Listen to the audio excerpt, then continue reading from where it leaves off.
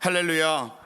오늘 이 새벽에도 하나님이 우리를 사랑하신 것처럼 우리 또한 주님을 사랑하는 귀하고 복된 삶을 사시는 저와 여러분 되시기를 주님의 이름으로 축원합니다. 영상을 통해 함께 예배하시는 그 자리에도 동일한 믿음과 결단이 함께할 줄로 믿습니다. 오늘 말씀의 제목은 하나님이 세상을 이처럼 사랑하사, 하나님이 세상을 이처럼 사랑하사. 오늘 복음서 읽기는 요한복음 3장과 4장입니다. 성경의 주제를 딱 한 단어로 말하자면 사랑입니다. 하나님이 우리를 사랑하셨다. 그 사랑 때문에 인간을 만드셨고 죄에 빠진 인간을 구원코자 아브라함을 선택하시고 이스라엘 민족을 선택하셨습니다. 율법을 주신 이유도, 광야를 걷게 하신 이유도 인간을 향한 하나님의 사랑 때문입니다. 율법을 가지고 이제 인간들은 가나안에 들어갑니다. 이제 그들을 사랑하신 하나님 말씀에 순종하며 행복하게 살면 됩니다. 그러나 또다시 죄를 범합니다. 결국 여호수아가 죽고 그와 함께 했던 장로들이 죽자 타락의 깊은 늪의 길로 빠집니다. 결국 그들은 자신의 소견에 옳은 대로 행합니다. 인간의 왕을 세우고 결국 나라가 분열합니다. 그러나 이스라엘을 향한 하나님의 사랑은 변함이 없었습니다. 예언자를 보내셔서 죄의 길로 가는 두 나라를 하나님 사랑으로 품어주셨습니다. 그러나 결국 두 나라도 멸망합니다. 바벨론 포로지에서 하나님은 다시금 하나님의 사랑을 이어가시는데요.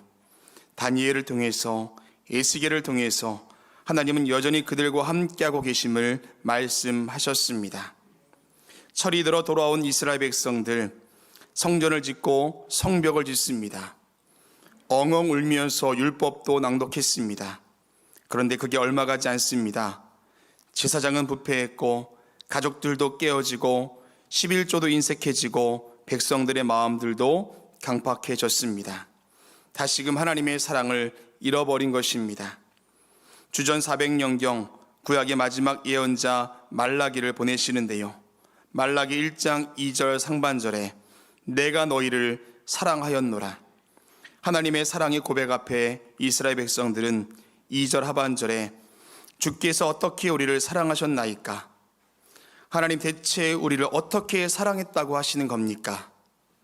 6절 말씀에 내가 아버지일진데 나를 공경함이 어디 있느냐? 내가 주인일진데 나를 두려워함이 어디 있느냐? 이스라엘 백성들의 반응은요, 우리가 어떻게 주의 이름을 멸시하였나이까? 내가 뭘 어떻게 했다고 주님 이러시는 겁니까? 그렇게 구약의 문이 닫히고 마태복음 1장에 오기까지 400년의 시간 동안 하나님은 침묵하십니다. 구약의 역사 1000년, 그리고 400년.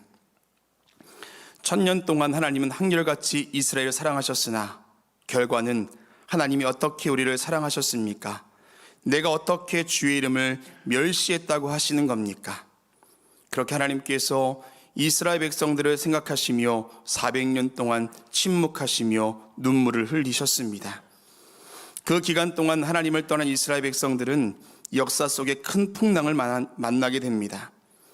우리나라 강원도 땅만한 이스라엘이 한때는 하나님의 사랑으로 더 강한 나라로부터 조공도 받았으나 이제는 자기들이 힘이나 무력 가지고서는 어느 나라도 이기지 못하고 비참한 현실 가운데 놓입니다. 하나님의 사랑을 떠난 이스라엘 백성들의 현실은 냉혹했습니다. 그렇게 400년이 지나고 하나님께서는 다시 한번 이스라엘을 향한 마지막 사랑을 준비하시는데요. 하나님이 어떻게 우리를 사랑했습니까?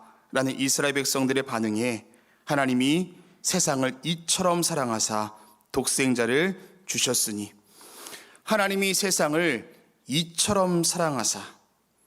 오늘 서론이 굉장히 장황했지요.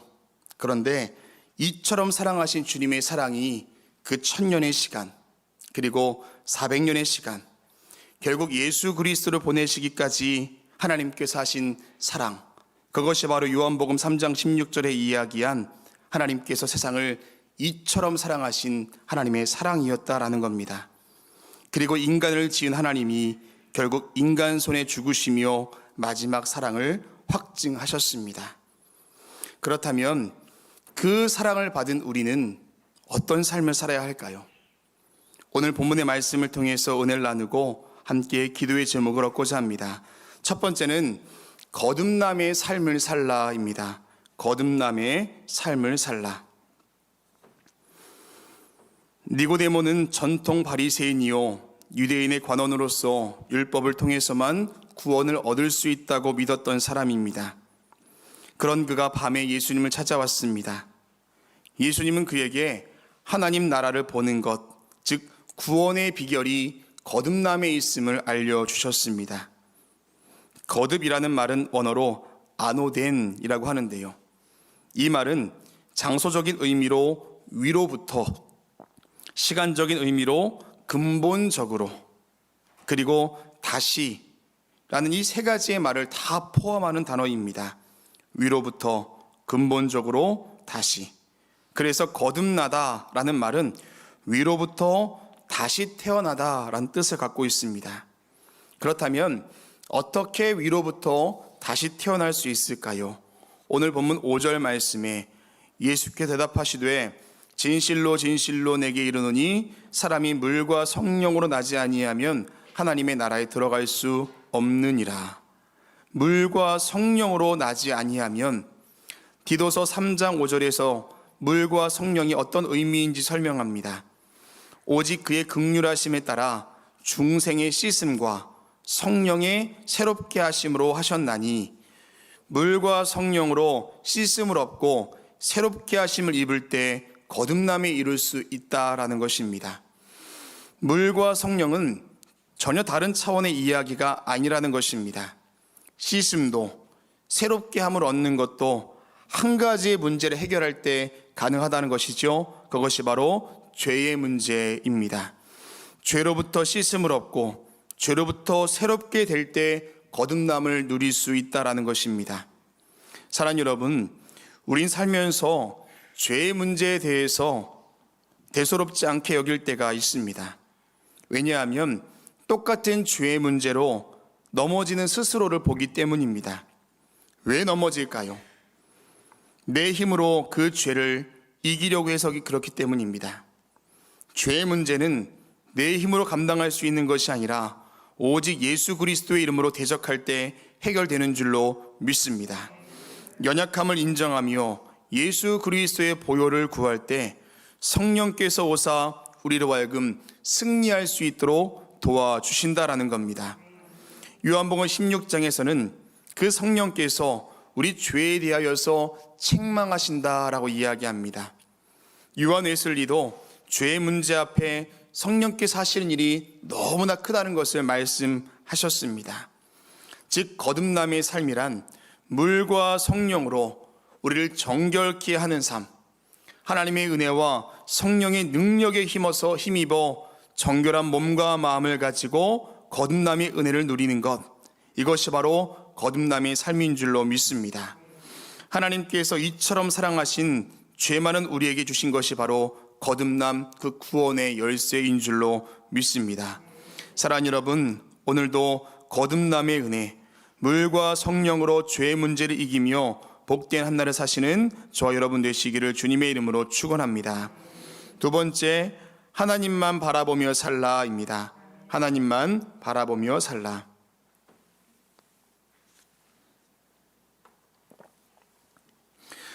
오늘 본문에서 가장 중요한 단어가 있다면 바로 믿음입니다.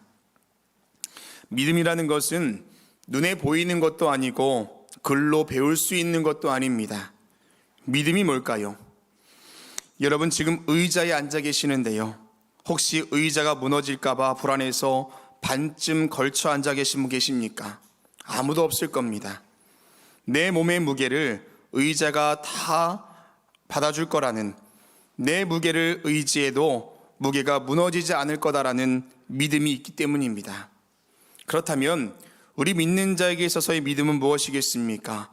우리의 모든 인생을 주님께 맡기는 것을 의미합니다.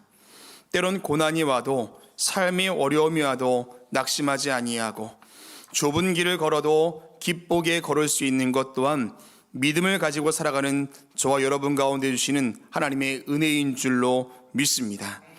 민수기 21장에서 이스라엘 백성들은 하나님 앞에 온전한 믿음을 보이지 못하였습니다. 하나님께서 그들이 가는 길을 멀리 돌아가게 하셨기 때문입니다. 어찌하여 이 광야에서 우리를 죽게 하는가? 이곳에는 먹을 것도 없고 물도 없도다. 하나님의 인도하심에 대해서 신뢰하지 못했습니다. 결국 하나님께서 불뱀을 보내어 백성들을 물게 하셨고 모두가 죽게 되었습니다.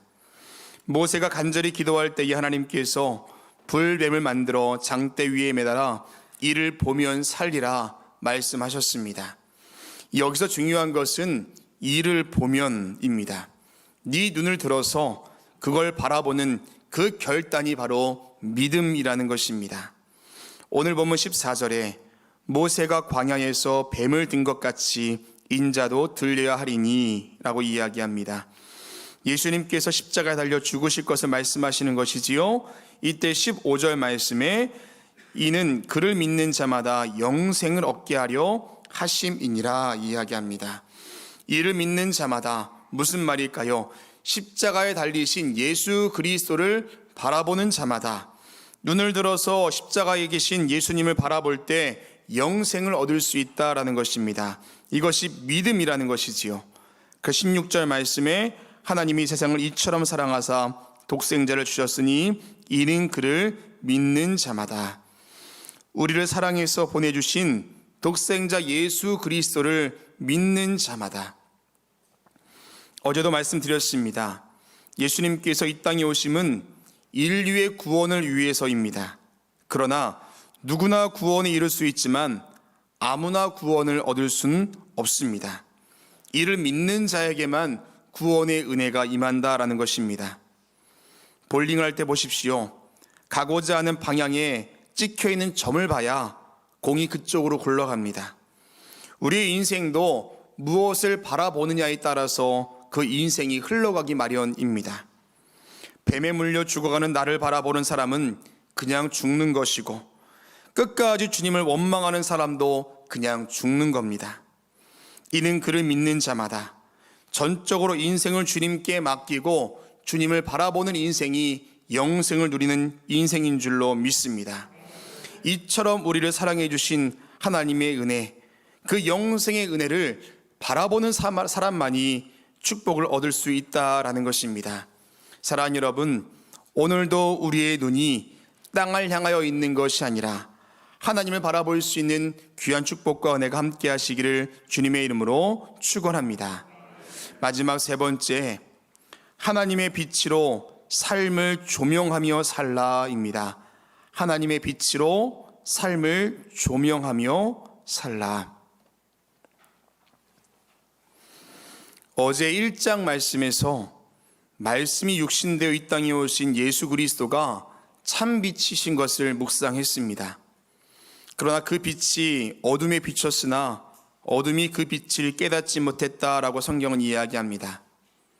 오늘 본문에서도 십자가에 달리신 예수 그리스도를 보는 자가 있다면 보지 않았던 자도 있습니다. 그 사람은 19절 말씀에 빛보다 어둠을 더 사랑하는 것이다 라고 이야기합니다. 왜 어둠을 사랑할까요? 20절 말씀에 악을 행하는 자마다 빛을 미워하여 빛으로 오지 아니하나니 이는 그 행위가 드러날까 함이요. 자신의 악한 행위가 드러날까 봐 빛을 미워하고 빛으로 오지 아니한다라는 것입니다. 코로나 시대를 살면서 가장 크게 바뀐 일상이 있다면 바로 마스크를 쓰고 다니는 것입니다. 처음에는 이게 얼마나 불편하고 어색했는지 모릅니다. 그러나 이제는 오히려 마스크를 쓰고 있는 게 편할 때가 있습니다. 마스크를 벗으면 뭔가 부끄럽습니다.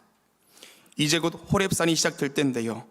호렙산 할 때 우리 여자 성도님들은 마스크가 얼마나 감사한지 모르지요. 10분 더 잘 수 있습니다. 민낯을 드러내는 것이 왠지 부끄럽고 부담스러운 시대. 이것은 비단 얼굴만이 아닙니다. 사람은 본능적으로 자신을 숨기려는 기질이 있습니다. 이 또한 죄의 문제일 텐데요. 죄를 지었을 때 아담과 하와는 벗은 것을 보고 부끄러움을 느꼈습니다. 몸을 가렸고 또한 아담과 하와는 하나님의 낯을 피하여 숨었습니다. 가인이 아벨을 죽이고 아벨을 숨겼습니다. 아나니아와 삽비라도 소유를 팔아 일부를 숨겼다라고 성경은 이야기합니다. 어린아이들 보십시오. 누가 가르치지도 않았는데 잘못하면 일단 숨습니다. 그런데 여러분, 저와 여러분에게는 하나님 앞에 숨길 것이 하나도 없어야 할 줄로 믿습니다. 사랑하는 사람들끼리도 숨기는 것이 없어야 서로가 서로의 진심을 알 수가 있습니다. 말도 행동도 진실해야 합니다. 하나님 앞에서 저와 여러분도 그리해야 할 줄로 믿습니다.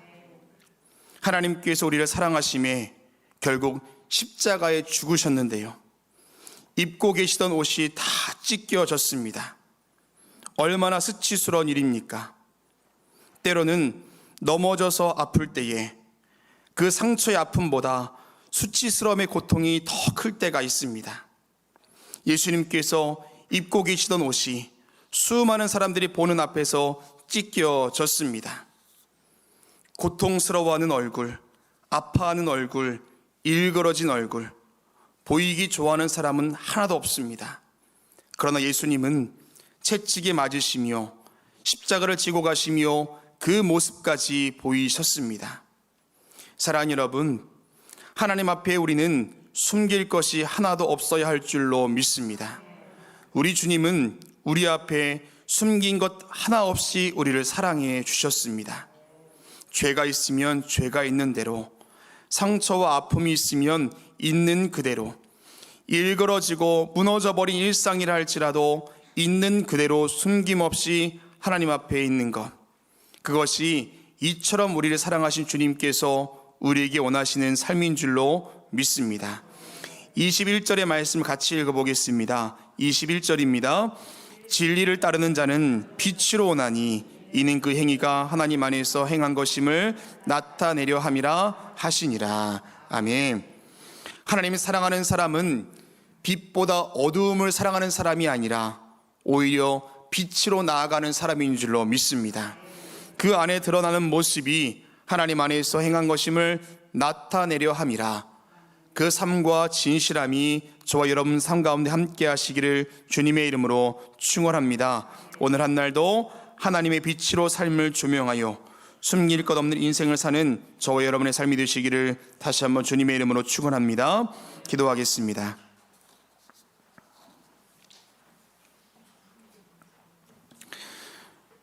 독생자 예수 그리스도를 이 땅에 보내주시기까지 우리를 사랑하신 주님, 인간의 몸으로 이 땅에 오시고 인간에 의해 죽으신 주님, 그 사랑을 기억할 때 우리 가운데 초라한 사랑이 드러나게 하시고 나도 예수님의 그 사랑을 닮아 주님을 사랑하는 삶을 살 수 있도록 인도하여 주시옵소서. 하나님의 사랑이 짝사랑되지 아니하도록 우리 또한 그 사랑에 최선으로 반응하게 하시고 숨길 것 없는 진실함으로 주님을 사랑하는 거룩한 백성 하나님의 자녀 되게 하여 주시옵소서.